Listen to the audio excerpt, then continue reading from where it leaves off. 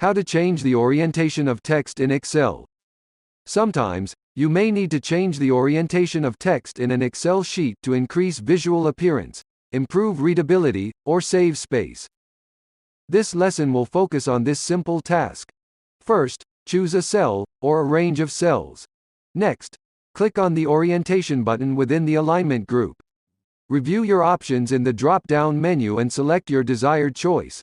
If you have a specific angle in mind, you may use the Format Cells option in the Alignment group. To begin this process, choose a cell, or a range of cells. This time, choose Format Cell Alignment. Within the Orientation dialog box, use your mouse to move the orientation dial, or type in the desired degrees. After you are satisfied with your selection, click OK. You have now set the orientation of text in Excel.